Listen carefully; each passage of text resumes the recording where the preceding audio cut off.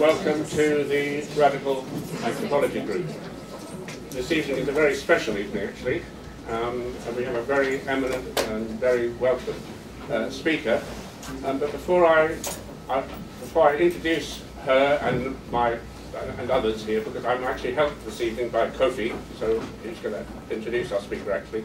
Just very, very briefly about us in the Radical Anthropology Group and how this all kind of connects up. We are London's longest running evening class. We've been running for 42 years, since 1978. And since we started, we've always been doing what we call reverse anthropology. I just wanted to say briefly as I can what we mean by that. Anthropology began under colonialism, and particularly British anthropology, inspired by Bronislaw Malinowski and R. Radcliffe Brown. Functionalist anthropology was just designed to enable colonial administrators to get to know indigenous cultures in Africa and elsewhere in order to allow those colonial administrators better to understand and for that reason manipulate and exploit what they called savage labour. With the effects of the colonial revolution, especially in the post-war period, colonialism has been continuing under a different label, if you like, and the label has been development. And development has proceeded on the basis that elsewhere in the world, people need developing. And over here in the West, not just anthropologists, but others, we are the people to do that developing. And just very briefly, let me just say this. I think, and we think in the Radical Anthropology Group, that development would be a very good idea. We in the West most definitely need developing. We need developing morally, politically, socially. We need to be developed, if you like, by precisely the people who in the past we have considered were in need of development. And so reverse anthropology means doing the opposite of what anthropologists have traditionally done. And those of you who've been here at UCL a few months ago, under the Flourishing Diversity event, will remember what happened there, where actually what happened was we had many dozens of indigenous rights activists from all around the world here in UCL, and we anthropologists and other academics sat down and tried to allow our guests to develop us. We were listening to other voices, because other voices need to be listened to for all kinds of reasons. Of course, one of them is that if we don't listen to those other voices, it's very unlikely we'll manage to undergo sufficiently a revolution capable of guaranteeing the future of our planet. So XR comes into all this very much, and this evening we're going to attempt to make those combinations. But I can't really introduce Nyoefe, our speaker, because I feel a bit out of my depth, and I'm going to hand over to my colleague Kofi, who I know a bit better, who I think has absolutely changed so many things, not just in XR, but so many things for the Radical Anthropology Group. So anyway, over to you, Kofi, and the two of us are going to kind of facilitate this together. But I imagine Kofi will be doing the lion's share of the work this evening. Yeah, this is one of the best moments of my life. For a very long time, we have been searching for this opportunity for the true voices of our people from the grassroots of our communities of resistance that have been in rebellion for hundreds of years and passed the torch of rebellion from one generation to the other to be heard in spaces like this. Again, strangely, thanks to Extinction Rebellion, I was able to encounter the Radical Anthropology Group in UCL. Chris, Jerome, Camila have been very instrumental in opening up this space that I never knew in the over 25 years of my existence of living in Britain as a political refugee existed.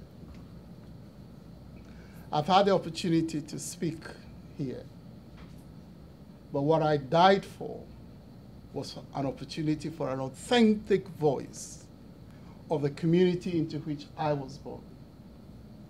The community that taught me to be human, that taught me to understand that the very humanity of the people in our community would be nothing if that humanity was not expressed in our humanity to all other peoples on this planet. And if that humanity was not expressed in a harmonious, respectful relationship with our very Mother Earth, that amongst our people we call Miano. Thankfully, with the help of the UCL Radical Anthropology Group, the Center for the Anthropology of Sustainability that Dr. Jerome Lewis heads, we invited Dukofenokploga Nyoefe Yawa Dake, one of the most prominent female leaders of our communities of resistance in West Africa, of the Ewe, Fon, Aja people that all together we know, we call ourselves the Beto because the common language we speak in the various dialects is actually the Gbe. So Beto describes us all. Thanks to Jerome and the Flourishing Diversity event, an invitation was extended to our sister, our mother, Nyoefe, to be here with us. She couldn't make it to that festival, but strangely, and it's very, very strange, that the British High Commission in Ghana actually issued her the visa after the Flourishing Diversity conference. And so we felt that that opportunity should not be missed. And thanks to the UCL Radical Anthropology Group, Jerome was able to organize and help for her to make this trip. And I am very, very glad. I'm actually overjoyed that for all the advocacy for indigenous people that I've tried to do in this country since I came here in 1990, it is not my voice that is going to be heard today. It is the voice of an authentic mother of our Beto nation. She bears the title Dukofenokploga because for us, the women in our Ewe, Fon, Aja communities are born, raised, trained, and supported to act as mothers of our nation. They are supported to act very much as daughters of Mother Earth, caring not just for human beings, but for every being in our environment. And so those who excel in that bear the Dukofenokploga title, which is that of a nation mothering spearhead. They go first, and our community follow. So she's here for the very first time, making a trip outside West Africa. She understands a bit of English language, but thankfully, she communicates in our indigenous Ewe language, one of the dialects of the Gbe language. So I'm going to be largely interpreting, but also expanding on the concepts that she will be talking about, and it's going to be more like me posing questions to her for her to explain in terms of answers.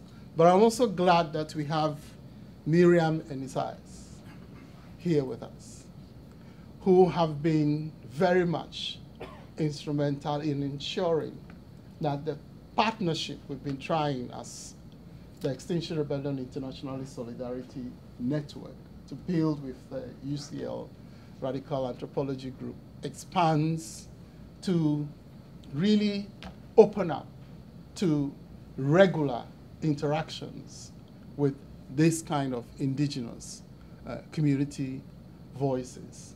Jerome is here with Ingrid. And yeah, thanks very much for all you have done, not only to ensure that I and my colleagues in the XRISN have found this to be a home of rebellion. Yeah, at a certain level, what we call in the terms of Walter Rodney, a guerrilla intellectual base, of work.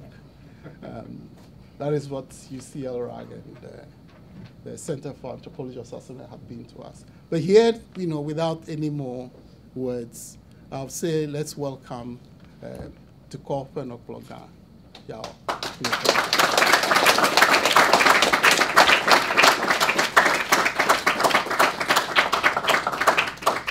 To start with, I'll invite our brother Kwame Adofosampo to play on the traditional flutes that we call Atentenben, one of the compositions of our Beto musicians, Togbe Amu.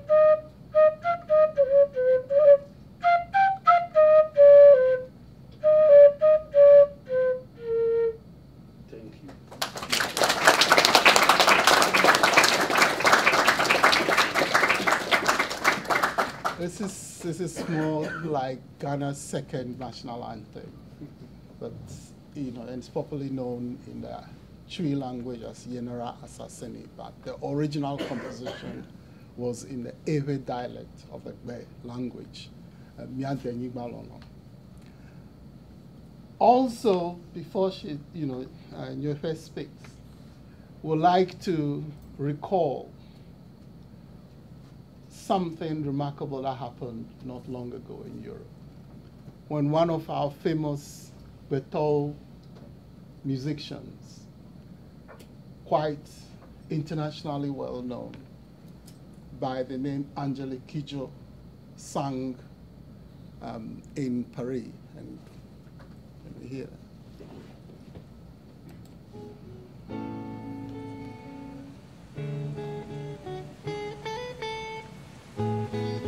Grosses larmes en songeant que tout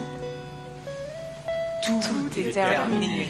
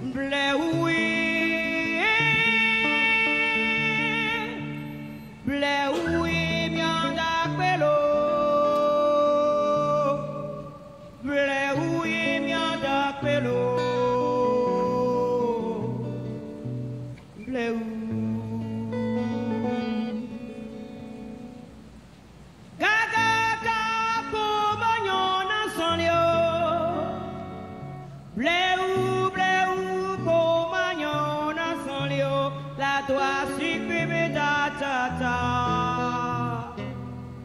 bleu ma ou se comiere ya quena mio come ya si pesi ne miere ya quena mio come ya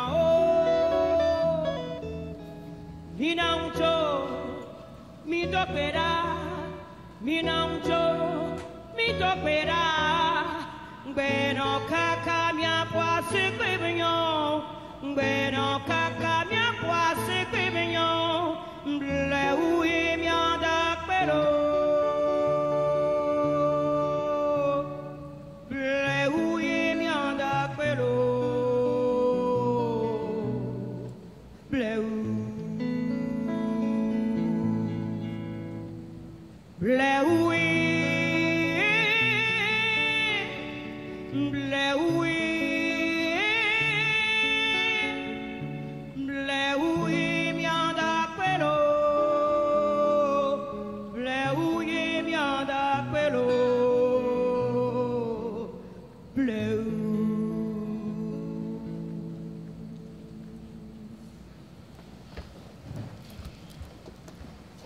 titled Blow, meaning slowly.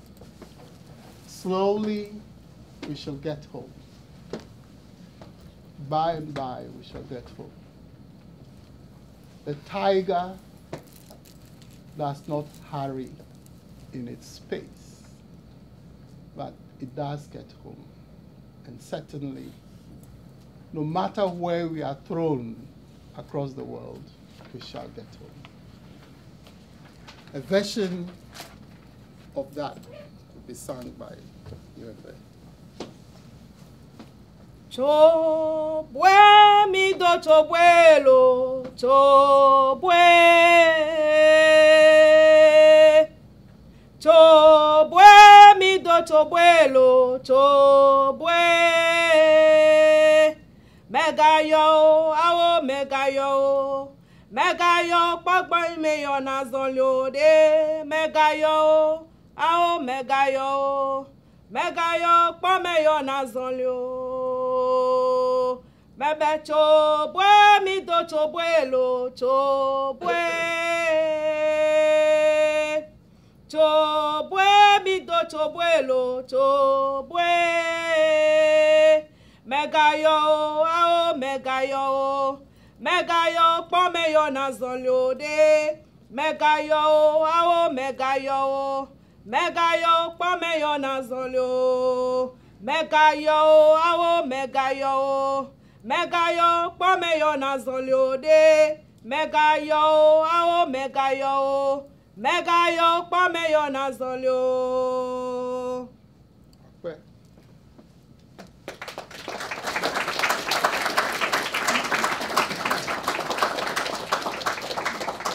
With that, Nyoefe announces the presence of the voices of our Beto in this meeting. And we'll go forward by, well, doing it the way we do. Simply ask her. So, Kemine, Viva Tumila Fielo, and Nyaka Chove, Ablodemowonusro. Nkwenye Nyoefe Nyoefe Yawa Dake. Nuka plomva fi. Chie plomva fi. Meda pene Dr. Jerome Plepe Pedento Owena monu popo gankem bemava demi va peta demi fonu tomi afe ngoyi. Well, what has brought me here from amongst my people? First of all, let me express gratitude to Dr. Jerome Lewis and those he's working with for this opportunity to come and share our learning experiences with you with a view of also learning from you. Mi onye gbeto micho edoto Nigeria, Benin, Togo, Ghana. Ya mi nye gbeto gake me mama va mami adome. Ya me do va ti Togo, Nigeria, Benin. Fifia mi a Ghana toa alo mi a viewe eke cho Ghana. Fifia mi a fanyi gbawe de. Leke mi le mi a fanyi gbawe wai. Mi a fanyi gbawe mi ati ke le mi a pe forest. Enya ati ganwa ati do le oyobe dum. Ati do le oyobe kengblaloe. Ati do le oyobe hihe.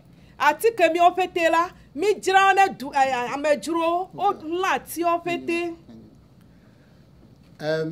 I come from the Beto communities that are spread across West Africa, divided by the foreign created borders of Ghana, Togo, Benin, Nigeria. And in that division lies a lot of our problems, because they weaken us, and we have lost our strength, and in that process, all kinds of things have begun, to happen to us. We are losing, for example, our forests, our mountains, the precious trees that have been with us for generations are being lost, and she's named some of the trees that, quite frankly, I personally cannot call their names in the English language. But yeah, she knows those specific trees that are so precious and have been with us for hundreds of years are now being lost. Mi apavo o la ve opete ta enla ke onye la ela ve ma edo le obeto eto ahole enla kwasiwe kisi enla ke onye egbeme la opete la enla opete ovajo. Okay, because of the deforestation that the homelands of the Beto spread across West Africa have been experiencing with and worsening over the years, many of the wildlife, particularly also the animals, like gorillas, like deer, antelopes, even elephants, all of those things have now, disappeared, from our area, and more we are becoming very vulnerable to climate change and its devastation, in our environment. But before we continue, she also has mentioned the fact that as Beto, we are a traveling people. We have never been confined until the colonial borders came up to one particular place, and we have moved. But these borders now actually force us, into settling and no more able to move as freely as we used to move. Mi apetio etio le mi apavome fifie mi apetio amida silon etidole oyobe atakpla etidole obe jengota etike mi opetela enye ti kwasi dole mi ape avome mi kuo mi nu gake mi dasile etike mi we mi gbletiowe mi ape to petela mi jirane amejrotowa o gba mi ape to o kaka mi ape ti o pete. In our forests, we've had very precious, unique bodies of water upon which we have survived, that have been very much part of our identity, as it were. Many of these bodies of water have now disappeared, dried up in many, many places, which is creating also water problems. as Beto, we actually live on and around the Wetogbika mountain ranges that are described as usually they describe them as the Akwapem Atakora, mountain range, that stretches from inside present-day Ghana right, into Benin. Now, these mountains now are being raised, parts of them are being raised, to the ground. They are being encroached upon, bits are being sold out, to foreigners, and that is also having very destructive impact, on our lives and on the lives of our communities. Tamia petiwe, lekamia petiwe, emila wade, emia pe de konue, nyemia pe de konua, lekamia pe afia mia pe viobede, nuke nyemia pe de konue, mi da sele mia pe de konue wa, amejuro vale mia pe de konuo fi, kole jojo, amejuro kwe, kola le nu kwasi o wai, tade emia oche, emi dramia pe de konuo do, echomegbe o va zunu nemi, emi va ofofu, alo mi ano video wa ole ye tefe bubuwe ke mi amenya wa oche wa pe wa nya bede o nuke wa mila ejebe ni o trova fe do ole Jamaica ejebe wo fete no global o fifio mila wa ele nyonyo tare you are trova fe. A lot of damage has also been visited upon our culture and our traditions and customs and way of living in harmony with nature, harmony with Mother Earth. And the cultural destruction touches very much upon the very soul, of our communities. Because it's not just a destruction of cultural artifacts and cultural norms, and values. It's also the destruction of the beauty of our African personality. And this particularly affects the younger generations who have not had the opportunity to see our culture and traditions in the original, beautiful way they were being developed before the foreign intervention and impositions of foreign cultures, upon us. And that is actually a major concern of our community, because by losing the values, the cultural values, their expressions in our arts and crafts, their expressions in our own ways of life, it means that we are unable to provide the kind of upbringing to younger generations. We are unable now to even attract to our homeland those who, through crimes like the transatlantic traffic of enslaved Africans, from which a lot of people have been taken from amongst the Beto into the so-called Americas, into places like Jamaica and parts of the Caribbean, we are unable to show them the beauty of who we are, and therefore you're not able to attract them back home, to reconnect with their homelands and to be able to feel part of a dignified, people. Mia betoa de mia che de matan fofu mia wo mia fe school mia pete mia fofu mia biewe alo betoa mia wo mia fe school de mia nonu fia mia fe vio evenu fa fia mia fe vio le mia degbe me mia degbe mia fa machio nuke we mi zanye mia fe Afrika lo mia fe pepe nu anawa mia fe viewe alo matando school sigbe anonu ke mi we fia we le mewa. She poses the question, why is it that our young people have to suffer the kind of foreign miseducation that completely erases who they are and denies them the opportunity of continuing in the footsteps of their ancestors, and showing to the world what us the indigenous communities of the Gbeto, we are able to contribute to the progress of humanity. And if we have the current situation as it is, where knowledge of our forests, of our nature, through which we learn not just about the wildlife in terms of the animals and birds, but you also learn even the medicinal value of the plants amongst which we live.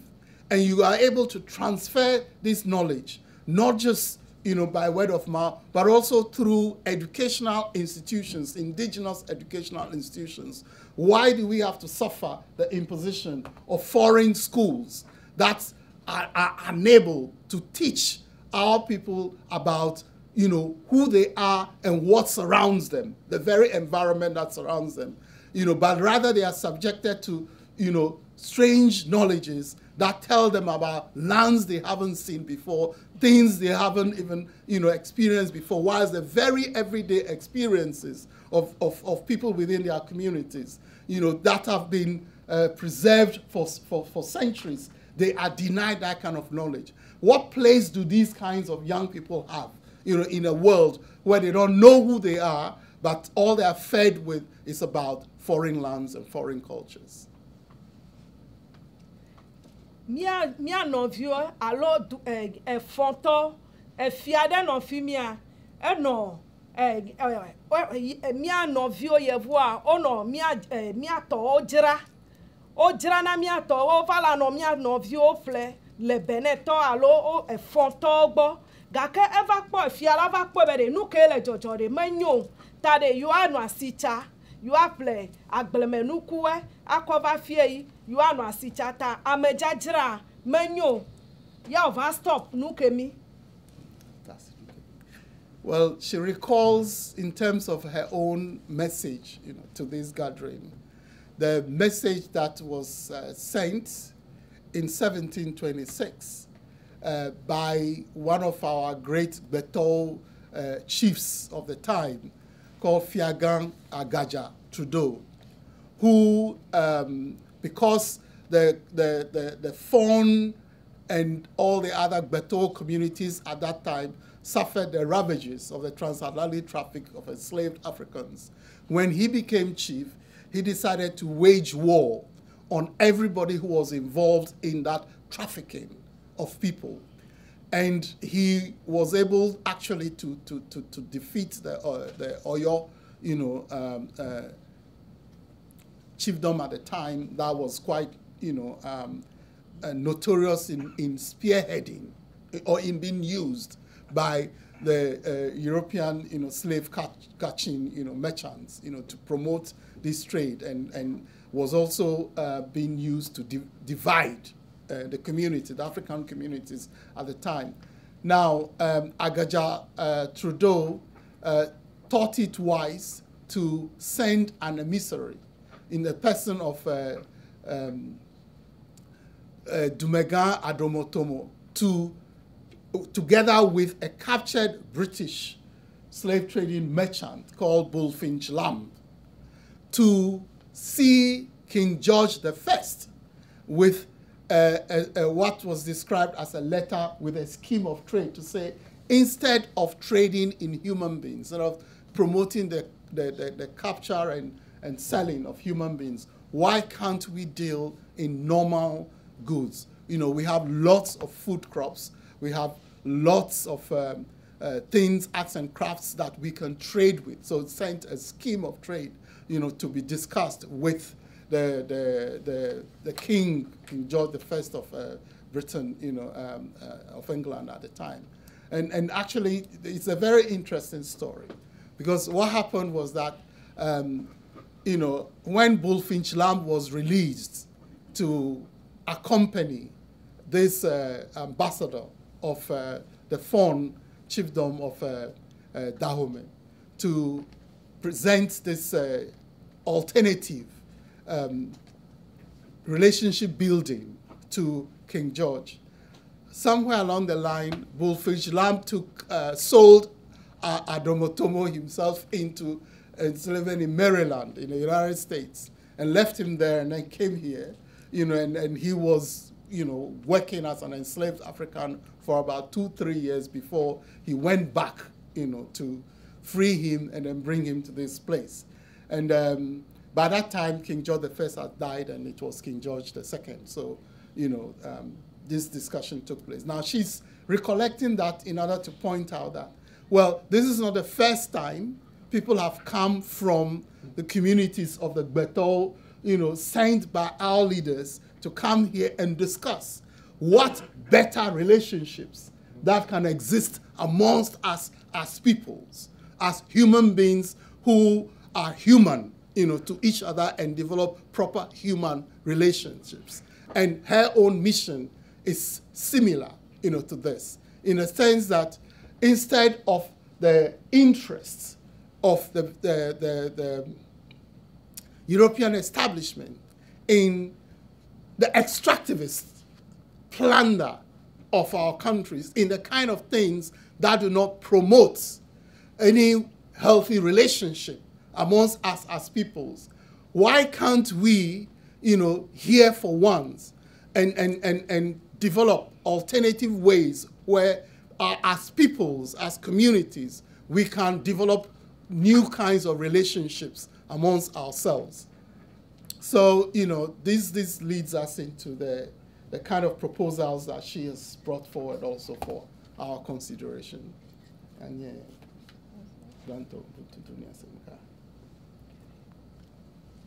miape am dowawa bonto jini asempa asemka eya enye dowanade leke miawa akokpede de kakpo alo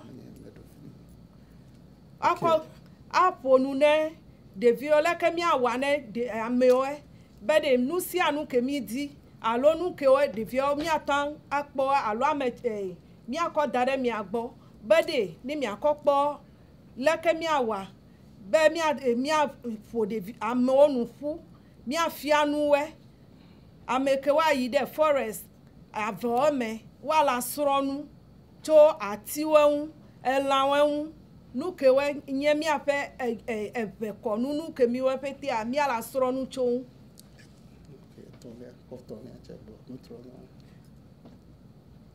enu troza nukenye nu troza enye mi atro nu de sia de kenye nwea alo nukewe pete menyo emi fa jiredo a mi ajirawedo anye nu troza atami chonko bede nu troza tade mi awe opete de wa trozu enu nwe mi akpasi de mi apete mi akpasi de ya mi awe wa nyu. So she's come with 3 main proposals from the Gbeto communities for discussion in terms of practical ways that we can develop collaboration. The first is the Ubuntu Dunia Semka, which is, let us learn to talk amongst ourselves, community to community, people to people. It is important that we have truthful conversations amongst ourselves without the interference of governments and corporations. That way you can know what we think, how we experience life, and what we'd like to share with you. Our trials and tribulations, our successes and our failures. If we are able to establish the kind of relationship where we are talking straight, to each other without the interference of vested interests who paint different pictures of what the realities are within our places, then we can reach a better understanding. So, for example, if we have a situation where, we have been told, that here is paradise, right?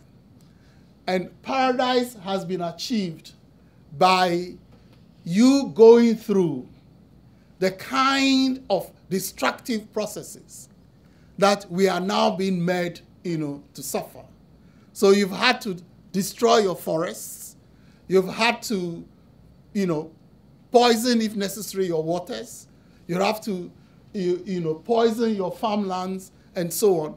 And out of those trials and tribulations that you have suffered, arise these shining cities, that you have, paved all with gold where milk and honey is flowing, and that's all this destruction of our forests, all this destruction of our water bodies that is happening now, we should endure them because at the end will be development, will be growth, and we will reach the kind of paradise that you have reached. That is what your governments and corporations and even NGOs and even academics who come and engage with us, this is the message they bring. But what do you have to say about this? Your voices are not reaching the ordinary persons, in our communities, in Africa. And that is why it's important for us to have, direct conversations amongst us about every aspect of life. Through that, we get to know each other, you get to know our truths, you get to know the challenges we face in common, and then we can address them together. The second proposal is about Miano Safo, which is an interesting thing that Betol communities are trying to do. In a situation where a lot of young people are leaving schools with absolutely no knowledge about their environment, estranged from their environment, estranged from their cultures, from their traditions, estranged from their own ways of life. They are left helpless. Many drift to the cities, and from the cities, many drift abroad. What about having a situation where you assist us in helping them to learn from the elders that still are around the valuable knowledge and treasures that our environment around them, have. To be able to once again using modern scientific and technological gadgets, and I know that Jerome, in terms of the extreme sciences, project that you're handling, you're developing some ways of assisting communities, to do this, to conduct environmental audits, to know what there is in their environment in terms of the wildlife, in terms of plants, in terms of medicinal, herbs, and how best to conserve them in their own kind of way and not necessarily invite, those who have turned, conservation into another way of terrorizing, indigenous communities and taking hold, of their forests and of their environment. So, that is something that you could assist us with because we are trying to, organize these Miano Safo groups of particularly young people, and some of our chiefs are assisting, in this process, and it'll be useful to develop the kind of collaboration that will help, provide them with training and sharing the science that we develop together, because there are scientific things that have been done by these indigenous communities that hold a lot of scientific knowledge as well, and combined with the technological facilities that are here, then a lot can be achieved to the benefit of all of us. The third thing is the Nutrozan project. The Nutrozan is about building the kind of links that enable communities to share recycled goods amongst themselves. And this is a huge problem for our Betol communities and across Africa, because Africa is now becoming also a dumping ground for a lot of toxic waste, right? And our governments are being bribed and coerced, into taking a lot of toxic waste, from here. A lot of the things, everyday goods that now, because of the wanton consumerism, in this part of the world, you can use a mobile phone for 3 months and chuck it out, and just upgrade and get a new one, right? And yeah, all of these things, are packed out, and just dumped. Televisions, washing machines, refrigerators, they all find their way, into our parts of the world. What about the kind of projects where we discuss how do we recycle these goods? How do we ensure that, what you don't need but can be still useful, and it's what we want, not what you want to dump upon us. How can we develop the kind of collaboration that enables us, to have these kind of conversations and then work out how best, to make use of, goods in such a way that we minimize, the waste, particularly from the overconsumption, in these parts, of the world. And that might also mean, providing, training to young people again, to be able to actually repair these things, and use again, within our communities. So these are the three concrete, proposals that she's brought from her community to want to share, in terms of how we carry conversations, further into practical action, So, could you perhaps tell us what the two pictures mean? Which one? Okay, picture. Share me the picture. Picture here, like a boy. Share me the Atia loka. Atia uno echielebo. Chika. Jengota chielebo. Ta uno konu ade atia dume. Ta tumpala atia dume. Chietie. Okay, be jengota chiela party ye. Chika. Mia pechi. Uyo be jengota. Yame atiela. Mela atia mo gake chielele atielele. Ta oda for pada refini ye de chiebo. Okay. This is a sacred tree by one of the cleanest waters that she has in her particular village of the Beto called Ziavi in the Volta region of Ghana. And it is a water you cannot step in as such. And the tree is there for the performance of rituals and yeah, that's the tree. For rituals, to in reverence of the water body, that's what it is.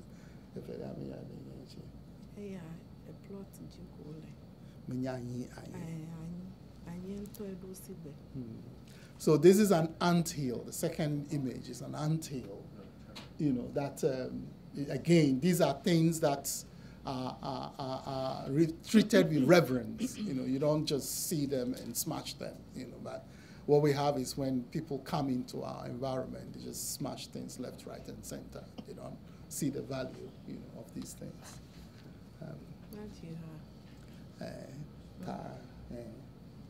Well, she wants a kajibel. Okay, all right. Okay, she wants to sing a song at this point. Eya tade, mele globede, vino me wajo. Eya ta mebe me fomia nye, duono, blolade, me fomia pete nufo, vinyo nufo, bede mia pete mia wadeka. Eya tade mebede, vino me wajo, vino me wajro, vino me wajro, vino la drewa, vioti bodo me, awo vino me wajro. Vino me wajro, vino la drewa, vioti bodo me. Vino me wajro, vino me wajro, vino la drewa, vioti bodo me. Ao vino me wajro, vino me wajro, vino la drewa, vioti bodo me. Well, this is a song that says that mothers do not quarrel. Because if you are a mother and you are quarreling, or a quarrelsome mother, your children will leave you and then drift into the wilderness. And this is to reinforce her message that instead of the quarrels that seem to now exist amongst peoples, because of all these misunderstandings, because of all these things that are being done, why, can't all the mothers in all communities be the points around which we gather all the children in order to have better relationships amongst all peoples, and this is really the point about the role of women in today's world that replicates the kind of ideal role of women as nation mothering spearheads in our Gbetol community. So it's a call out to mothers that we should become the centers around which new relationships devoid of the quarrels, the crimes and the quarrels of today, can be developed. Okay. To close, she wants to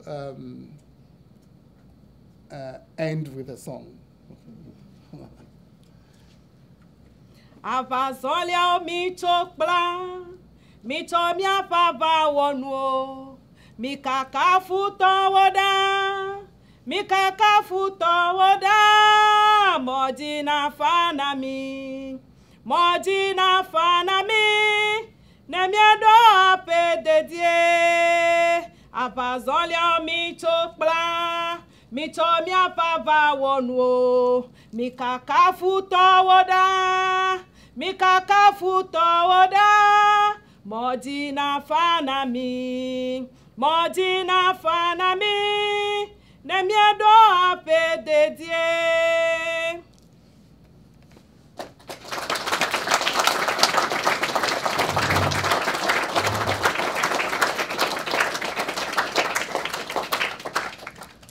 This is a song to reinforce the main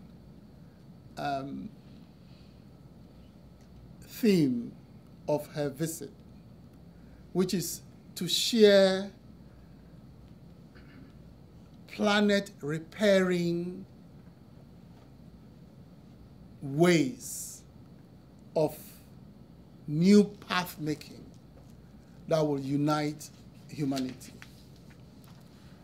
And it is about the fact that for the Gbetol, this freedom ways path making is like war, because our communities are engaged in freedom fighting against forces that are dividing us. The borders already do divide us, but the very kind of things that are being done, particularly against our environment, against our cultures, against our values, are actually shutting down every pathway that we are trying to make, in search of freedom to reach freedom-minded people across the world. But then if we all can work together knowing that we all are making our own pathways of freedom and sharing learning, we will come to that point of home. That will be a home where we would have reclaimed our Mother Earth herself, and a home where we can find the greatest joy in the freedoms that we would have created together. And that is what this song, reinforces and ends a message, to us this evening. Thank you.